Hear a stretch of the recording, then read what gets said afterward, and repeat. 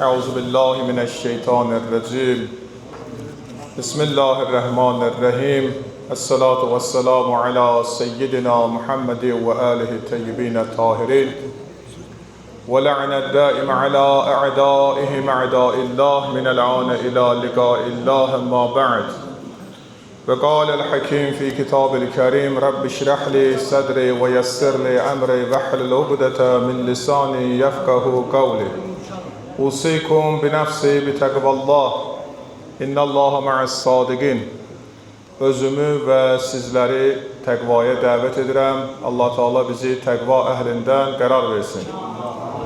Allah bütün dualarımızı, ibadətlərimizi âli dərəcədə qəbul eləsin. Mah-i Muharrem ayının bugün Kərbəla şəhidlərinin 2 məclisidir. Dünyanın hər bir yerində əzadarlıq məclisləri keçirilir. O cümlədən də bu məsciddə də bugün axşam və sabah və bir də cümə axşamı imamın 7 məclisləri tərtib olunacaq, keçiriləcək. Bu məclislərdə iştirakımız hər birimiz üçün önəmlidir. Bu bizim dünya və axirət məsələmizdir. Hərdən belə bir söz deyirlər ki, filankəsin məclisinə gelməsək, yaxşı deyil. Məsələn, bir adamın Allah rəhmət eləsin dünyasından gedəni var. Deyirik ki, onun məclisinə gelməsək yaxşı deyil. Amma həqiqətən yaxşı deyil ki, Peyğəmbər Əhl-i Beytinin məclisində iştirak eləməyək. Yəni, bu həqiqətən bizim üçün çox çətindir. Yəni, gerək biz bu məclislərdə önəmli iştirak edək. Çünki bizim bütün nə dəyərlərimiz varsa, hamısı Əhl-i Beytdəndir. Bizim dünyadan gedən insanlarımızın da ruhlarını Əhl-i Beytlə yad edə bilərik. Yalnız onların duaları ilə biz bu 10 günkü gecələrdə çıxışlarımız oldu, danışdıq və istəmirəm onların üzərində çox dayanam və bu mətləbin üstündə istəyirəm dayanam ki, bizim qəbrimizin əvvəl gecəsi, istər dünyadan gedən əzizlərimizin qəbrinin əvvəl gecəsi, biz Allahdan istəyirik ki, Əhl-i Beyt onlara şəfaətçi olsun. Onları o əzabdan, o sıxıntıdan qurtarsın. Çox da demək olar dünyada mən Allahı da tanıyıram, Peyğəmbəri də, Əhl-i Beyti də tanıyıram. Bu sözlər dünyada asandır. Amma qəbrin əvvəl gecəsi nəkir, münkür sual cavab eləyəndə, onda bu suallara cavabları layiqincə vermək, insanda gerək cəsarət və əqidə inancının düzgün olmağından irəli gələn məsələdir. Ona görə biz bu dualarımızda hər zaman istədiyimiz kimi gerək əməllərimizi də göstərək. Əzadarlıq məclislərində iştirak eləyək, onların hüzünlü məclislərində kədərlənək, əzalı məclislərində başsağlıq ərz eləyək. Xüsusən insanlar, möminlər bir-birlərinə başsağlıq ərz eləyək ki, bugün bizim ağalarımız, əzizlərimiz şəhid olublar. Onlar dünyasını dəyişiblər. Mən dünən və ondan qabaqki günlərdə gördüm şəhid ataları, şəhid anaları məclislərdə iştirak edirlər və onlar bilirlər ki, bu şəhidliyin dəyəri nə qədər böyükdür. Və bütün şəhid anaları da və ataları da bilirlər ki, o məktəb Həzrəti İmam Hüseyndən alınan bir dəyərlərdir. Ona görə hər birimiz gerək bu yolda sabit qədəm olaq. Quran-ı Kərimdə Allah Müteal bu cümləmizdə istərdim, vəhdət və həmrəylik, insanların bir yerdə vəhdət olması və Quran və hədislər baxımından vəhdətin yolları və necə oldu insanlar sonda vəhdət şəklində cəm ola bildilər. Və Quranda bu haqda ayələrimiz var. Rum surəsinin Allah Müteal 31-32-ci ayəsində Allah Müteal buyurur ki, o kəslər ki, dini parçaladılar və dinləri firqələrə böldülər və hər birləri firqələrə ayrılanandan sonra öz mərhələlərində, öz yerlərində o mərhələlərdə tapa bilmədilər. Adamlar ki var, görürsən parçalanma aparır. Görürsən, deyir, o düz demir, bu düz demir, parçalanma aparır. Xüsusən də görürsən, bu günləri dini dəyərlərimizə hər tərəfdən güc göstərilir ki, elə bəzi insanların fikirləri dağıdılsın, sən oraya getməyinə, o məsciddə düzgün fikirlər getmir və yaxud dini dəyərlər düzgün aşılanmır. Belə-belə sözlərlə şeytan hər zaman içəridə var və insanları azdırır ki, o yollardan insanları çəkindirsin. O, belə bir məsəl var, tarixi bir məsəldir. Deyir, günlərin bir günü bir kişi namaz qılır, ibadət edir. Bir ibadət eləyən də gəlir, baxır bunun namaz qılmağına. Görür, bu namaz qılır, deyir, ah qoyun, qarı qoyun, mən başımı hara qoyun. Bu sözü deyir. Gəlir deyək ki, bu namazdır, qılırsan sən. Bu sözdür deyirsən. Namazın sözləri budur. Namazın, ibadətin sözləri budur. Üzvü qibləyə çörməlisin. Qiblə bu istiqamətdədir. O qədər buna söz deyir. Bu da çobandır da, Qaragün bu 3 dənə kəlmənin gücünü öyrənib. Bu fikri, zikri ancaq heyvanlardır. Bunun fikri yoxdur ki, söz öyrənsin. Axşam olur, indi şam qərb çatır, axşam namazının vaxtı çatır. Qibləni də itirir. Sözü də itirir. Onun dedikləri yadından çıxır. Üzünü fırlada deyir ki, sən mənə avara qoydun. Məni avara qoyan haradasan indi? Mən bir iki dənə kəlmə deyirdim, Allahla münacat edirdim. İndi qibləmi də itirdim. Sözləri də itirdim. Bilmədim necə edim. İnsanlar var, həqiqətən bu misalda olsa, həqiqətən adamlar var ki, dini dəyərləri bilirlər. Bəzi insanlar onlarda fikir ayrılığı getirirlər. Və fikir ayrılığı getirəndən sonra əvvəl bildikləri yadından çıxır. Ki, bu məsələ necə oldu, mən bu məsələni bu cürlə düşünürdüm, bu cürlə eləyirdim, bu cürlə namaz qılırdım. Ötən dəfələri bir adi məsələni deyəcəm, bu dəstəmaz alır bir adam. Əlindən nöqtə qədər qan çıxıb. Barmaq yox ha, barmaq nöqtə. Nöqtə qədər qan çıxıb deyiblər buna ki, sənin namazın batildir. Bu adam Qaragün gedib tezədən dəstəmaz alıb, həmən namaz deyir, özümün də tələsən vaxtım. Tezdən o namazları qıldım, çıxdım, getdim. Baxıb görürsən, belə bir məsələ yoxdur. Belə bir məsələ nə bizim şəriətimizdə var, nə belə bir anlayış var ki, nöqtə qədər əlindən qan çıxsa, sənin namazın batildir. Yəni, bilmədən kiminsə namazına xələl getirmək, kiminsə fikrinə, kiminsə inazına toxunmaq çox ağır məsələdir. Çox təəssüf olsun ki, bu günlərdə şəriət məsələlərinin, dini dəyərləri elə adamlar insanlara danışır ki, özünün ondan xəbəri də yoxdur heç. O məsələdən, o dəyərlərdən özünün xəbəri yoxdur. Və o da insanlara bu cür fikir ayrılıqları getirir. Onun üçün Quran-ı Kərimdə Allah mütəal buyurur ki, o dəstələr ki, dini firqələrə böldülər və parçaladılar və özləri də oradan yox oldular sonra. Yəni, özləri də orada yoxdular daha. İnsanları dağıtdılar. Allah deyir ki, vay onların aqibətinə ki, onlar dini, Allahın hökmlərini, gedən insanları yolundan azdırdılar və şeytana qulluq elədilər. Onlar üçün böyük bir əzab var. O insanları ki, azdırdılar, o insanlara görə o insan üçün böyük əzab var. Ki, nə qədər insanı neynədir? Allaha gedən yoldan uzaqlaşdırdı. Siz inanın ki, bir dənə mömin insanı, bir dənə müsəlmana namaz öyrətmək, ona dəstəmaz öyrətmək, onu ibadətində ona dəstək vermək, bilirsiniz, nə qədər böyük səvabı var. O hər namaz qıldıqca, hər ibadət elədikcə, o savabdan sənin də varındır. Yəni, o savab sənə də yetişir. Çünki niyə görə? Onun hidayət olmağında səbəbkar sənsən. Ona sən dəstək olmuşsan, onu o yoldan çəkindirmişsən, günahdan. Çox çətin məsələ deyə bir adamı dinə getirmək. Bir adamı Allahın qanunlarını öyrətmək. Adam var ki, içkidən ayrıla bilmir. Adam var, narkotikdən ayrıla bilmir. Adam var, böyük günahlardan ayrıla bilmir. Nə qədər söz deyirsən, elə deyir, mən düz eləyirəm də. Və yaxud bu sözü deyir ki, mən cavanam, haçan cavanlığımı eləyəcəyəm, haçan bu işləri görəcəyəm, bəs başqaları eləyir, nəyə görə Allah cəzalandırmır? Elə sözlər deyir, yəni bunların hamısını biz rastlaşmışıq, görüşlərimiz olur, söhbətlər olur. Görürsən ki, bir adamı o yerə getirmək üçün nə qədər əziyyətlər çəkir insan. Allah rəhmət eləsin, bizim kəndin din xadimi olub, alimi olub, axundi olub, Mirzə Abuturab axund. Allah onu qəni-qəni rəhmət eləsin. Deyir, görür bir nəfər içir gündə, evdə, ailədə şuluq salır. Söz o yerə gəlir, çatır ki, gəlib axunda deyirlər, ay axund, bu adam gündə ailəsində şuluq salır. Artıq o həddə gəlib çatır ki, ailəsi bunu tərk edir. Uşaqlar bunu tərk edir. Bu adam belə işləsə, gücləsə, əlində imkanları da var. Amma özü də sənətkardır. Amma içəndən sonra bu adam özündə olmur da. Nə eləyir də özündə bilmir.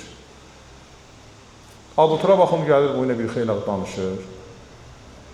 Danışandan sonra deyir, Allah sənə gör nə qədər böyük neymətlər verib. Deyir, ay axund, mənə nə verib Allah? Deyir, Allah elə böyük işlər ki, sənə həvalə edib, verib, o mənə vermir. Deyir, nədir? Deyir, sən sənətkarsan da, yaxşı dəmirçisən, yaxşı sənətin var sən. Mən o işi görə bilmərəm, onu sən görürsən. Buna görə Allaha şükür eləmirsən. Bu cünə sənə gözəlliyi verib, bu cünə sənə əxlaqı dəyər, nuraniyyət verib, əlin, əyağın, gözün, hər şey yerində. Adam var ki, yoxdur əyağı, adam var gözü yoxdur. Belə sözlərlə başlayır, deyir, ay axund, nə istəyirsən məndən, bu sözlərə mənə deməkdə nə istəyirsən eləyim? Deyir, mənim istəyim yox deyir. Sadəcə Allahın səndən istəyi var. Deyir, Allah məndən nə istəyir? Deyir, Allah deyir ki, mən səni yaratmışam. Sən də mənə bir dənə çox sağ ol deyirəm. Deyirəm, çox sağ ol, ay Allah, mənə yaradırsan. İndi içkilidir, özündədir. Deyir, çox sağ ol, ay Allah, mən deyir, yox, belə demirlər ki onu. Bu benim mənzadan deyə. Bu Allahdır, Allahın varlığı var. Ona başqa cür tərcih eləmək lazım. Deyir, dəstəmaz almalısan, razı niyaz eləməlisən, səcdiyə qapanmalısan. Deyir, axın namaz qıl da. Bunu belə deyir, nə belə. Deyir, mən sən asan üslubda deyirəm ki, sən başa düşəsən. Deyir, yaxşı sabahlar mən gələm sənə ya Allah. Gəlir, söz verir axında. Deyir, tövbə eləmirəm. Ona görə ki, bir də gördün, yenə günaha gedərəm də. Deyir, yaxşı eləmə yenə tövbə. Gəlir, dəstəmaz almaq qaydası. Deyir, əllərini yuyursan, qollarını dirsəyə qədər dəstəmazda məhz çəkirsən, ayaqlarına məhz çəkirsən, başına məhz çəkirsən. Deyir, duyan görək kişi. Qolları yumaq nədir? Ayaq yumaq nədir? Bu qış ayında, soğuqlu aylarda mən ayaq yuyacağım. Bu nə məsələlərdir? Bu çətin məsələlər olur. Mən ayaq zad yumayacağım, mən qoluma məhz zad çəkməyəcəm. Deyir, yaxşı eləmə yenə, əllərini yuy, əl-üzvü yuy. Gəl, namaz qıl yenə. Bu surətdə Axund onun bütün namazın incəliklərini öyrədir və gəlir namaz qılır. İndi artıq hər birimiz belə idi, bir şeyi bir dəfə öyrəndik, ondan sonra bizə 50 adam dediksə, deyəcək, elə mən belə öyrənmişəm də. Hətta adam var yadından çıxarmır, elə deyir, budur da məsələ. Namazı bu surətdə gözəlliklə Axund başa salır, deyir, Subhanallah bir dəfədir. Gör, adam necə mani ilə qaçmaq istəyir, deyir, 3 dəfə Subhanallah deyəcəm, deyirsən 3 dəfə. Deyir, bu çətin olacaq, mən də hər əyləndə 3 dəfə deyəcəm, deyir, bir dəfə deyək, deyir. Səcdə də bir dəfədir. Salavat söyləyən qonubda, sözlər də yadında qalmış. Bu cürdə namazı öyrənir, görür cəmaat ziyarətə gedir, biri Məşədə gedir, biri Kərbəlaya, biri Həccə.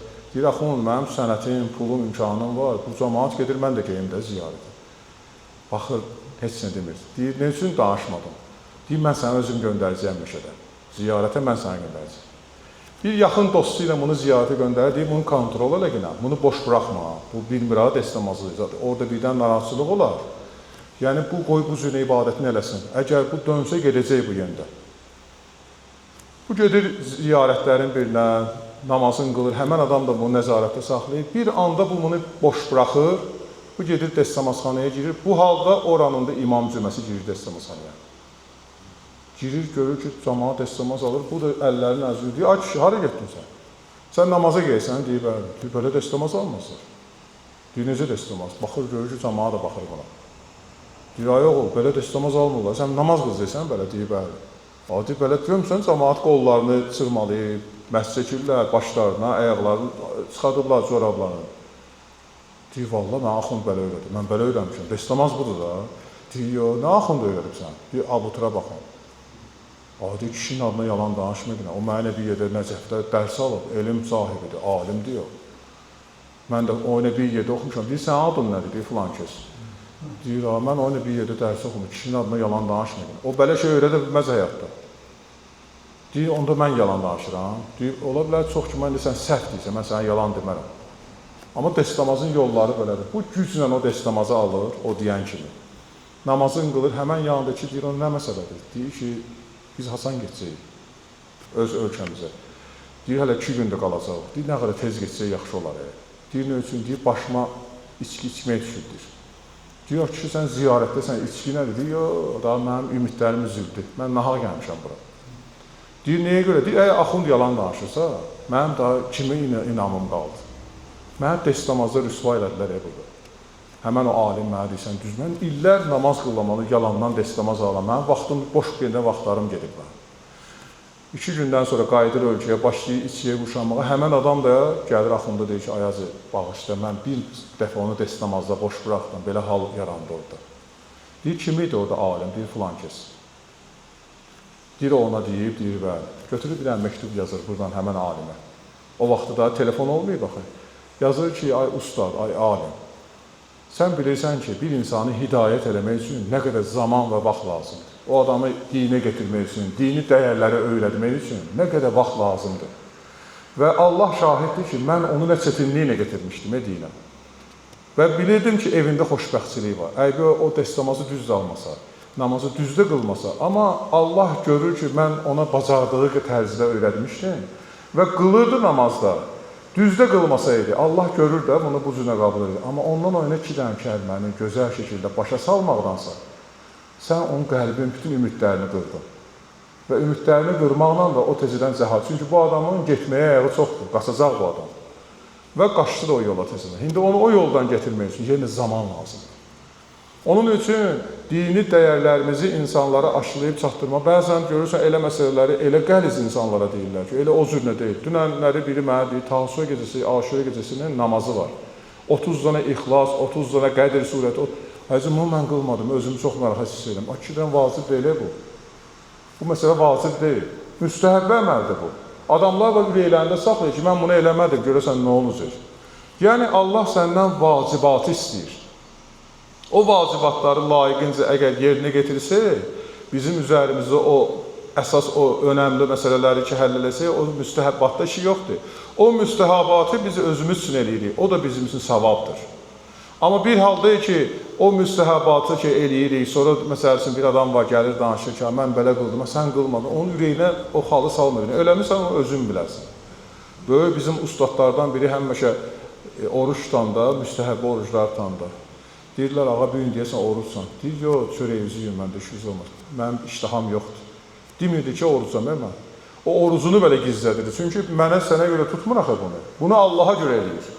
Və bilir ki, bu savabı da ona Allah qaytaracaq. Bunun savabını sən qaytarmayacaqsan ki.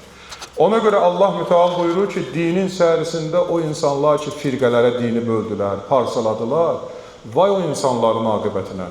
Və dini sevənlər, Peyğəmbərimiz hədisində buyurur. Xoş o insanlar ki, dini dəyərləri hər zaman qoruyub saxladılar. Dini qanun qaydaları hər zaman özləri və ətrafındakilərin içərisində dedilər, yaşatdılar və saxladılar onu.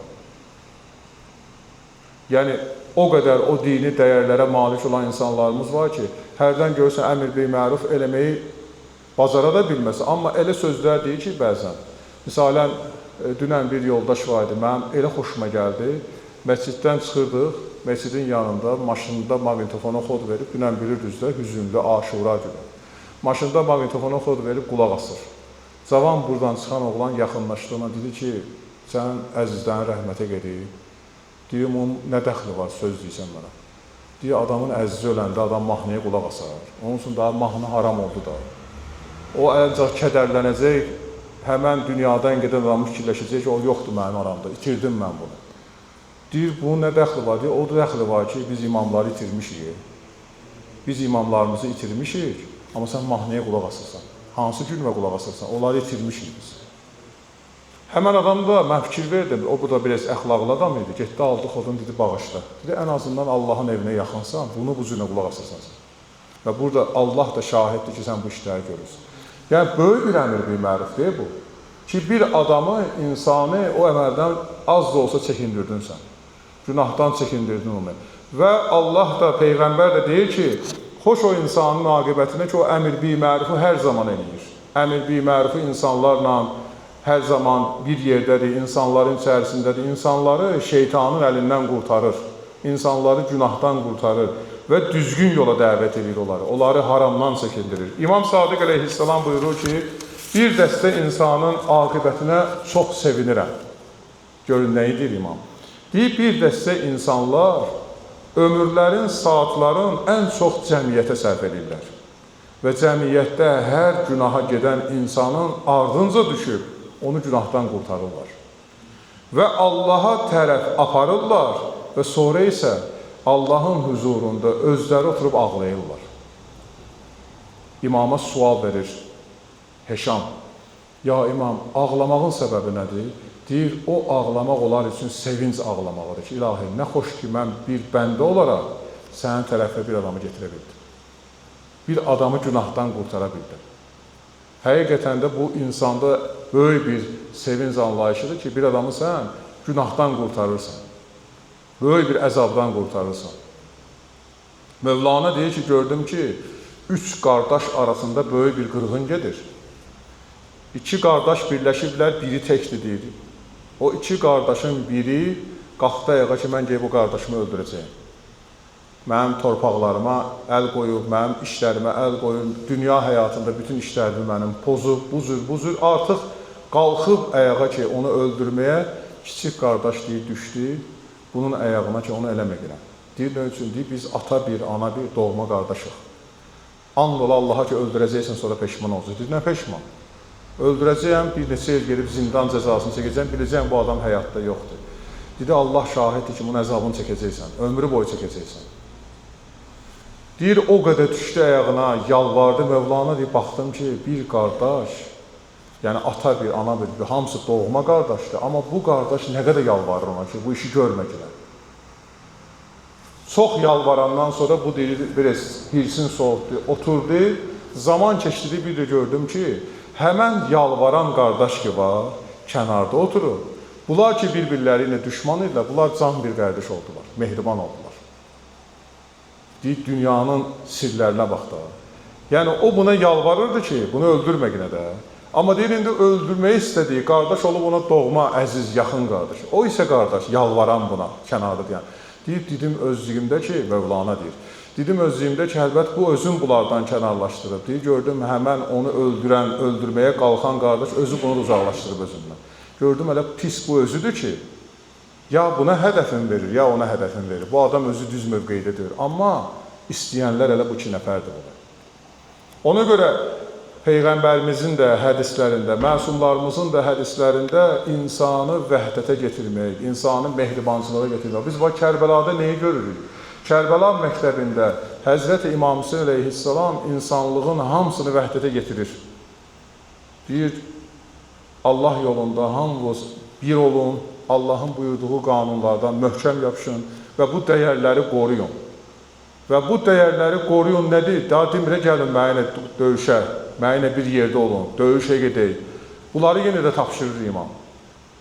Bir dənə siz tarixə baxın, Muxtar Səqəfi 7000 adam başına yığır. Döyüşün yolu nədir? Döyüşün yolu İmam Hüseynin qisasını almaqdır. İmamın adına yığır adamları. Yəni İmam Hüseyin 7000 ya yaxud 10.000 adam başına yığa bilməzdir. İmam heç kimə demir, gəl mənə qoşul günə, mən müharibə edirəm. İmamın hədəfi mehribançılıq, vəhdət, insanların bir yerdə olması və eyni zamanda insanların günahdan qurtulması. Kimi görürsə səhabələri bunu deyir imam. Deyir, dini dəyərləri qoruyun, saxlayın və din aradan getməsin. Allahın qanunları aradan getməsin, Allahın qanunları yaşasın. Və imamın şəhadəti də bu yolu göstərir bizə. Ne üçün deyir? Mən şəhadətə çatandan sonra insanlar dərk eləyəcək ki, axır. O, belə bir söz var, mən didim, öldürdüm özümü, sən başa düşmədin. Axırda mən öləndən sonra biləcəksən ki, mən neçə öldüm. Yəni imamın sözü də budur ki, mən canımı fəda elədim ki, sən dərk eləyəsən ki, mən ne üçün canımı fəda elədim? Ki, bu dini dəyərlər qorunsun. Peyğəmbərin, Allahın, Qur'anın hökmləri yaşansın. Böyük alimlər var ki, Azərbaycanda tədbirlərdə hər zaman bunu ortaya getiriblər. O alimlərdən biri George Mack'dır, Avropa alimidir. Deyir, İmam Hüseyin əleyhissalamı 100 illər, 1000 illər keçəcək insanlar aşılayacaqlar. Onun məktəbini nümunə kimi götürəcəklər, amma İmam Hüseyin olmayacaqlar. Oradan nümunələr götürəcəklər, amma onlar o cür olmayacaqlar. Tarixdə var ki, İmam Hüseyin hərəkatından sonra bizim neçə dənə imamımız bilirsiniz də, İmam Hüseyin əleyhissalamın şəhadətindən sonra bütün imamların şəhadətə çatdırmağın zalimlər, Əbbasi xəlifələri bir dənə hədəfə alırlar. Onları zəhərləmək, onları da qılıncla öldürmək olmaz. Çünki onlar özləri bilir ki, ən böyük rüsvayçılıq olacaq. Çünki İmam Hüseyindən sonra gördülər ki, Yezid hakimiyyətinə illərlə lənətlər oxudular. Və ondan sonra gələn Əbdülməlik, ondan sonra gələn Harun Ər-Rəşid, ondan sonra gələn Məmun, bu Abbasi zalim xəlifələr hədəfə aldılar ki, imamları zəhərlə öldürək və tarixi belə silək geçsin. Və bizim adımız bağlanmasın, bu xəlifələrin adına bağlanmasın bu. Amma tarix neynədir? Allah neynədir? Allah bütün sirləri açandır. Allah bütün sirləri açdı ki, elə bu işləri, görən yenə də elə bu xəlifələrdir, bu zalimlərdir. Amma bu dəfə imamları elə öz evində, suyun içində, meyvənin içində, üzümün içində zəhər verməklə imamı öldürmək hədəflərinə gəliblər. Ta inki zamanına, imamına qədər bizim 8 imamımızın hamısını zəhərini öldürdülər. Yəni, onların içərisində, bəli, Allah lənət eləsin, onların içərisində İmam Həsən Əskəri 28 yaşında şəhadətdən keçdi. Ən cavan imamlarımızdandır. Yəni, bu imamların hədəfləri bu cür oldu ki, onları bu cürlə öldürsün. Amma İmam Hüseyin əleyhissalamın hərəkatında da imam insanları başına yığmır. Ətrafına yığmır ki, onları müharibə yaparsın. Onlara vəhdəti tapşırır, onları mehribançılığı tapşırır, onları Qur'anı tapşırır. Tarixdə var ki, imam həccidə olanda neçə dəfələrlə Zübeyrlərə məktub yazır. Deyir, Peyğəmbərimizin, müqəddəs Qur'anımızın hökmlərindən xəbərdarsınız, deyir, bəli. Məktubda əsas bunu yazır. Deyir, Qur'anı çalışın, qoruyun. Bugün Məkkə sizin tabiçiliyinizdədir. Bugün Məkkəni idarə edənlər sizsiniz. Əgər Kəbəni qorumasanız, Kəbənin hökmlərində İslamın dəyərləri qorumasanız, Allahın cəzası möhkəm olacaq. İmam Hüseyin bu məktubu yazır. Zübeyrlər bunu oxuyur, deyir, imamdır da yazıb, oxuyur, qoyur qırağa məktubu. Amma Kəbə yanır, Allah bir ordu göndərir Kəbəyə, əbabil quşları. Onda Kəbəni qoruyur Əbrəhənin ordusundan. Amma İmam Hüseyin hərəkatından sonra Yezid 3-cü cinayəti Kəbəni yandırmaq olur. Kəbə yandırılır. Zübeyrlər bilirsən nə deyir? Deyir, Kəbə görəsən nə üçün yanır? Bugün Kəbənin yanmağının səbəbi nədir? Allah nə üçün bizə yardım eləmir? İndi böyük budur, idarədən budur Kəbəni. Deyir, nə üçün yanır? Cəfər qardaşı bilirsən nə deyir? Zübeyrlərin qardaşı. Deyir, məktubu oxumamsan. Deyir, Allahın Rəsulunun balası sənə deyir ki, qoru ya buranı. Buranı qorumaq sənin üzərindədir. Məsuliyyət sənin üzərindədir. Bugün imamı öldürdülər, şəhadətə çatdırdılar. İmamın balalarını əsir elədilər və Yezid bütün hərəkatı, hər bir işə əl atıb. Sən elə oturmuşsan, bilmirdin Kəbə yanacaq. Bilmirdin ki, bu dəyərləri sən itirmişsən hamısını və İslamın dəyərlərini, Qur'anın hökmlərini sən hamısını itirmişsən. Sözdə sənin dilində Qur'an var, amma sən əməl eləmirsən axıqlara. Və onun üçün Kəbə yanır. Tarixdə var ki, Muxtar Səqəfi kimi adamlar olmasaydı, Kəbədən bir dənə əlamət qalmazdı. Muxtar deyil, başlayır yalvarmağa, Allahdan istəyir. Bilirsiniz ki, o övliya olur. Yalvarır ki, ilahi Kəbəni söndürgünə. Nə qədər əlləşir və sonda Allah yağış yağmırın. Göndərir ki, Kəbə sönür. Yəni, o zamandan, bu zamanın fərqi budur ki, o zamanda Allah rəhmət eləsin, Peyğəmbərin babası Əbdülmütəllibin gücü çatmırdı zalimlərlə qarşısını deyən var. O, böyük bir orduya qələbə çala bilməzdi. Deyir, ilahi, buranın böyüyü sənsən, buranı idarə eləyən sənsən, mənim gücüm çatmır, mənə kömək elə. Allah da əbabil quşlarını göndərdi. Amma bugün Zübeyrlərin gücü var axı. Peyğəmbərin balası məktub yazır, mesaj göndərir ona ki, belə olacaq, hadisələr başlayıb və bu arada mən də gedəcəyəm, arada olmayacağam və bu arada sən Kəbə üzərindədir, Kəbənin idarə etməsi səndədir.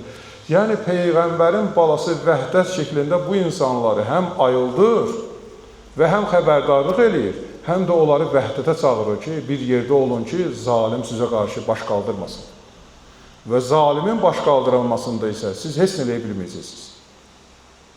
Və nəticələr də olandan sonra bu adamlar sonra dərk edilir. Amma bunların məsuliyyəti daha çoxdur.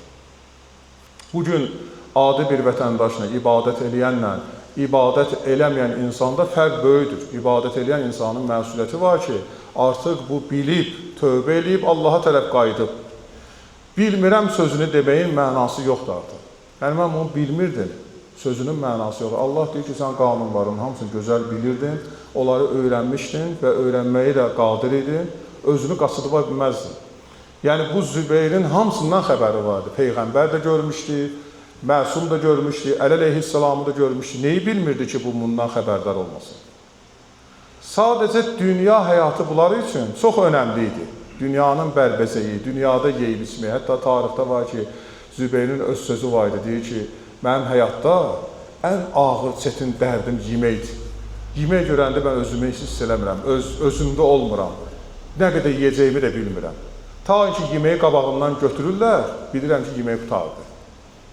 Yəni, bu adamın artıq dünyası, həyatı əncaq Yemək, içmək belə adamdadır ki, Peyğəmbər buyurur ki, yemək doymamazdan qabaq, yəni doymamsa ondan qabaq ondan uzaqlaş ki, və bu nəfsinə qalib gəlməyini öz-özündə hiss etdir ki. Adam da var, o qədər yiyir, nəfəs ala bilmir. Hələ gözü doyub, qəlbi, ürəyi doyub, qarı doyub, amma gözü doymur. Hələ əlini çəkmir süfrədən. Onun üçün deyir ki, onlar ki, imanlarını itiriblər, bir dəstə yeməkdə itirib, bir dəstə əqidəsində itirib, bir dəstə imanında itirib və onlar heç vaxt vəhdətə getirə bilməzlər insanlar. Görürsünüz, tarixdə Peyğəmbərin tərəfdarlarını, Muxtar Səqəfi kimi adamı öz tərəfinə çəkəndə nə deyir? Qardaşı Cəfərə deyir ki, bu bizə bir müddət lazımdır, sonra bunu aradan götürərsiniz. Bu bizim işlərimizi aşıtsın, bizim işlərimizi həll eləsin. Muxtar da övliyadır, onlar üçün, yəni cahil adam deyil ki, onların sözü ilə oturub dursun. Deyir, bu bizim işimizi görəndən sonra bunu da uzaqlaşdırın başımızdan. Yəni, bu insanların dünya həyatı önəmli idi ki, sonda Kəbə yandı. Allah da Kəbəni yanmaqla bunlara mesaj verdi ki, bunların günahının səbəbi siz özünüzsünüz. Məsuliyyət də sizin üzərinizdədir. Ona görə Allah Müteal deyir Quranda, vəhdət şəklində Allahın ipindən möhkəm yapışın ki, zamanı gələndə, sıxıntıya düşəndə, dara düşəndə, onda deməyin ki, ilahi, bu sıxıntılar, bu çətinliklər, bu əziyyətlər bizə hardan gəlir? Hər bir insan özünü, Quranda Allah Müteal buyurur ki, mühasibə etməlidir. Yəni, özünü hesaba çəkməlidir. Mən kiməm? Hardan gəlmişəm? Əməllərim nədir və hara gedəcəyəm? İnsan bu sualları öz-özünə verməlidir. Ki, mən Allah tərəfindən dünyaya gəlmişəm və mənim üzərimdə, missiyamda nələr var ki, mən onları etməliyəm və edəndən sonra hesabatım var və məqamım var. Dünənləri də qeyd elədim, 1386 ildir Kərbəla hadisəsi olub. Və bu hadisəni insanlara yaşadan Allahdır. Adam var ki, 1 il, 2 ildə atası ölür, 3-cü ildə onun qəbrinin üstünə gelmir. Yatdan çıxdı, getdi. Adam var, heç elə 40-dan sonra getmir. Milyonlarla insan, dünən 20 milyon adam Aşura günü Həzrəti İmam Hüseynin, İmam Əbəlfəzl Abbasın hərəmində olub. Bu adamları bura getirən nədir, sevdirən nədir? Pullarını da verirlər, mallarını da verirlər ki, gedək imamı ziyarət edəyək. Böyük Avropa alimlərdən biri deyir, 2 dəfə biz böyük udar alırıq, böyük zərbə alırıq. Biz istəyirik bu dini dəyərləri ortadan götürək. Özü deyirik. Biz istəyirik ki, İslam dinini dağ-dağ parçalayaq, dini dəyərlərini parçalayaq və onların üzərində çox alimlər, tədqiqatçılar atırıq ki, fikir ayrılıqları getirək. Amma 2 dəfə bizə böyük zərbə deyil. 1. Zaman gəlir ki, Kəbə ziyarətində, həcc ziyarətində insanlar neynirlər? Öz pullarını da verirlər. Hərçiyənd ki, bugün deyirik, filan qiymətədir həcc ziyarəti. Ona baxmayaraq indi gedirlər. Pullarını verirlər, gedirlər Kəbə ziyarətində. O çətin əməlləri icra edirlər. Qurbanlarını kesirlər və öz dövlətlərinə qayıdırlar. Və milyonlarla insan bir hədəfdə xidmət edir Allaha. İkinci də deyir, istəyirik ki, Kərbəla məktəbini unutturaq insanlara. Bu hədəfi də nail ola bilmirik. İnsanlar pullar verirlər, sərmayələr, yenə gəlirlər imamın hərəminə, ziyarət edirlər, ehsanlar verirlər orada, imamın hərəmin gülçüsə gelib çıxıb gedirlər. Amma biz o dini, zahir, yəni belə deyək, təhrif olunmuş dinlərimizi pullar veririk ki, o yayılsın. Sizin yadınızda da dinlər var idi, Krishna, mənəm hansısa dinlə, xaçpərəstlikdə, yəhudisilikdə dinlər var ki, onlar təbliğat olunurdu. Evə getirirlər, qapıyını döyürlər, kağız verirlər, yemək istəyirsən yemək verir. Belə adamlar var idi, gəlib deyirdi ki, mən yeyib içirəm orada, amma özüm İslamdayım, istifadə edirəm oradan. Amma olmaz belə eləmək, bu da düzgündür. Və o cürdə təbliğ eləyirdilər adam yığmaq üçün. Və adamları yığırdılar başına, bir zaman gəlirdi ki, görürlər o adamlar gəldilər yenə də Məhərrəm ayında, məscidin həyətindədirlər. Biz bunları yedizdirib, içdirirdik, bunlar necə oldu döndülər? Yəni, insanın qəlbində, hər bir insanın qəlbində Allah əhl-i beyt eşqi, məhəbbəti var. Və insanları məcburi şəkildə oraya çəkmək olmaz. Yeməklə, onların inazları ilə, onların belə deyək, maddi imkanlarla, onları aldatmaqla mümkün deyil. Misalən, o haddə Allah lənət eləsin, İbn Ziyad o işi gördü. İbn Ziyad Kufəni necə ələ aldı? Kufəni bir həddə ələ aldı. Dedi, mən bu Kufə cəmaatını ələ ala bilməyəcəyəm. Burada mən adam öldürməklə Kufəni ələ almaq olar. Yalnız bir dənə yol var. Getirdi, tökdü qızılı qabağına, gümüşü qabağına. Başladı Allaha yalvarmağa. Dedi, ay Allah, bu qızıla sən böyük bir zinət vermişsin. Bunların qadınlarına bu qızılı verin. Bunların qadınlarını ələ alan, qadınlar da gəlib kişiləri ələ alacaq. Və bununla da Kufə əlinə keçəcək. Yəni, ən hilənin ən son yoluna keçdi. Çağırdı öz naiblərini, dedi ki, bu qızılları aparın paylayın cəmaata. Gəldilər, cəmaata paylayanda nə dedilər? Dedilər, bu qızıldan veririk sənə, ged ərvə deyinən ki, Müslümin arxasından çəkisini də var. Bundan sonra bir ecə verəcəksən qızıl. Sən Kufədə bilsən necə yaşayacaqsən? Dedi, nə yaxşı. Gəldi, gördü ki, Müslümin dalında yoldaşı namaz qıldı. Dedi, kişi, neyinsən? Sənə Müslüm nə verəcək? Dedi, nə danışsan Peyğəmbərin əzizidir, Peyğəmbərin balasıdır, Peyğəmbərin balasının nümayəndəsidir. Adi, yalandan sözü çəkiblər, getirirlər, ucaya qədər bizə qızıl verirlər, gümüş, həyatımız dəyişəcək bundan sonra. Ömrümüzün ən yaxşı günlərini yaşayacaq. Bir nəfər, 5 nəfər, bir də gördü Müslüm ki, Allah Kufədə tək qalıb, bütün hamısı insanlar getdi. Dünya həyatı görürsünüz, hara getirdi, çatdırdı. Müslüm ibn Əqil üzünü çövürür, sonda bir dənə söz deyir. Deyək Kufəlilər, siz bilin ki, bugün dünya həyatına allanmışsınız. Sabah isə hər biriniz böyük bir zillətlə, əziyyətlə, böyük bir sıxıntıya düçar olacaqsınız. Və bu dünya həyatı sizi də, qadınlarınızı da böyük günaha giriftar elədi. Əbədiyyətinizi isə bərbad eləmişsiniz. Bu Müslümin onlara verdiyi mesaj. Ayılmır adamlar. Həzrət İmam Hüseyin şəhadətə çatır. Kufəlilərə bu qədər tənqidlər olunur. Muxtar isə qiyamın hərəkatını tamamlayandan sonra, Zübeyirlərlə döyüşə gedəndən sonra həmən o Kufə cəmaatı yenə də neynir? Muxtarı tənha qoyurlar meydanda. Döyüşəcək, görür ki, Kufədə sərkərdələr diyandı. Üzün çövürür. Deyir, niyə görə döyüşmürsünüz? Deyir, axı onun böyük ordusu var. Üzün çövürür bir dənə söz deyir. Deyir, and ola Allaha ki, mən gecə yatdım, yuxuda imamı gördüm. İmam Hüseyni gördüm. O mənə dedi ki, bu Kufə cəmaatının son həddidir bu. Onlar hamısı başları bədəndən ayrılacaq. Bu, onların son işidir. Əgər bu döyüşdə döyüşsüz, kişi kimi döyüşəcəksiniz, ya qalib olacaqsınız, ya hörmət, izzət sahib olacaqsınız. Yəni, bu döyüşdə bizə böyük məqamlar olacaq. Elə bir Kərbəlada döyüşmək hesabında olacaqsınız. Amma bunu yetişmədizsə, sizin hamınızı öldürəcəklər.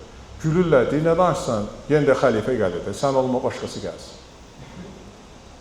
Allah lənət eləsin, Musa öz taxtına oturandan sonra birinci hədəfi nə olur? Deyir ki, Kufə cəmaatı hamısı səni dəstəkləyir, hamısı istəyir ki, sən Kufədə oturasan, insanları sənin ətrafında olsun, qayğılı çəksin, deyir, mənə nə Kufə lazımdır, nə də onun cəmaatı lazımdır. Mən onsuz da xəlifə o qardaşıyam. Mənim vəzifəm, işim, gücüm, Məkkə bizim əlimizdə, ora bizim əlimizdə. Nə qədər Kufədə adam var? Katibə deyir. Deyir, 7.000. Deyir, hamısının başını bədənindən vurun. Başını bədənindən ayrın bunlar. Bunlar mənə lazımdır, bunlar. Deyir, nə üçün? Deyir, bir halda ki, bu şəhərdə İbn Ziyadın başı yetişdi Muxtarın ayağının altına. Muxtarın başı da mənim ayağının altında. Və mənim başım heç kimin ayağının altına görmək istəmirəm. Mən elə bu başdan bu insanların hamısını öldürməklə mərhələyə çatacağam və Kufəni tamam dəyişəcəyəm. Tarixdə var ki, 7.000 insanın ölümünə səbəb Musa özü olur. Yəni, insanların nəfsinə qul olmağı, o adamlar ki, nəfsə uydular, nəfsə qul oldular, vəhdətdən kənarlaşdılar, Peyğəmbərin sözündən, imamın sözündən kənarlaşdılar. Bu adamlar neynirdilər, məsumlar neynirdi? İnsanları vəhdətə getirirdi ki, belə olacaq, qarşıda bu işlər gəlir, gözlənilir bu işlər olacaq. İnsanlar isə ayılmadı və nəticəni isə Allah böyük bir əzabla, böyük bir bəla göstərdi. Və bugün də Allah nəsib eləyir, möminlərimiz gedir, gəlir, deyir, gedirik Medinə şəhərinə, Medinə gözəl bir şəhər. Gedirik Kufiyə elə bir xarabaxanadır. Gedirik Şamə, Şamda xanım Zeynəbin ziyarəti, ətrafi xarabaxanadır. Çünki bu adamlar bu şəhərlərdə zülmə məruz qalırlar. Və bu adamların nəsilləri, kökləri var axı, hələ qırılmayıb hamısı. Və bu adamların nəticələri, şəcərələrinin də hesabatı var. Yəni, onlar da o hərəmlərə necə ehtiram edirlər? Misalən, bu günləri baxsaq görsək, bizim Azərbaycanda böyük 2 dənə ziyarətgahımız var. Rəhimə xanım ziyarətgahı Nardıranda, Bibi Heybət ziyarətgahı.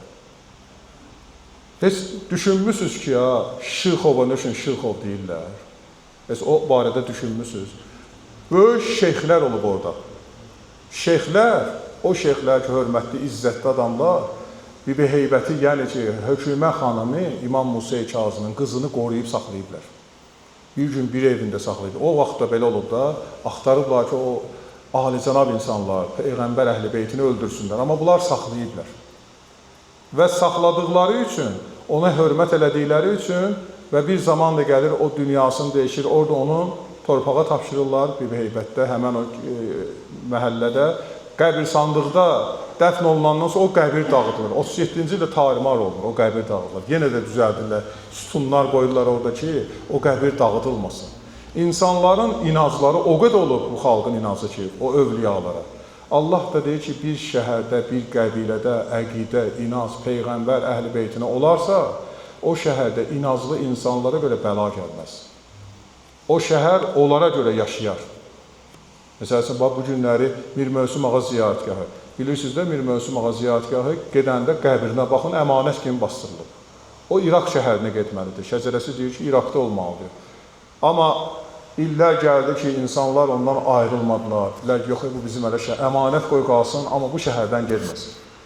Onun türbəsini, məqbərəsini düzəltdilər. İnsanlar gecə, gündüz buranı ziyarət edirlər. Onu buradan aparmaq olar. Cəmaatın aşiqliyi, sevgisi bunadır. Hərçənd nə belə təbliğatlar olur ki, ora neç gedirsiniz, ora bunu niyə eləyirsiniz? Bu düzgün deyil. Amma cəmaatın qəlbindən o sevgini ayırmaq olmaz. Cəmaat onları sevir. O sevgini də mən, sən yox, hər bir insanın qəlbində olan mərhəmət sevgisi var. Onlar olan bağlılıq var. Ona görə Allahın Peyğəmbəri bizə bunu çağırır ki, hər bir insan Peyğəmbərə, dininə, dini dəyərlərinə, dini liderlərinə, öz ağalarına, mövlalarına hər zaman sadiqliklə, hər zaman hörmətlə yanaşsa, Allah onların dünya və axirətini verər. İnşallah Allah bizim dünya və axirətimizi gözəl eləsin inşallah. Bizi Əhl-i Beytin yolunda sabit qədəm eləsin. Bizi bu yoldan heç zaman ayrı salmasın. Qur'anın yolunda, məsumların yolunda hər zaman gözəl əməllər etməklə, savab işlər görməklə Allah bizlərə zövq ət eləsin və Xudavənd aləm İmam Zaman ağanın zuhurunu təzir eləsin. Bu günlər ağalarımızın məclisləridir. İmam Zaman ağanın bütün Əhl-i Beyt sevərlər adından başsağlıq ərz edirik ki, yəni ən böyük bizim başsağlığımız İmam Zaman ağa idi, zəmanənin imamı odur, o nəzər edir bütün məclislərə. Allah zəmanə imamımıza səbr-i təmkin nəsib eləsin və siz əzizlərə, möminlərə səbr ət eləsin ki, belə bir kədərli, hüzünlü günlərdə əzadar İmam Hüseyn məclislərində iştirak edəsiniz. Allah bütün istəklərinizi, arzularınızı, dualarınızı İmam Hüseyn xatirinə qəbul eləsin inşallah. Dualarınızı müstəcab etməyinə İmam Zaman ağanın bizdən razı qalmağına səlavat eşirik.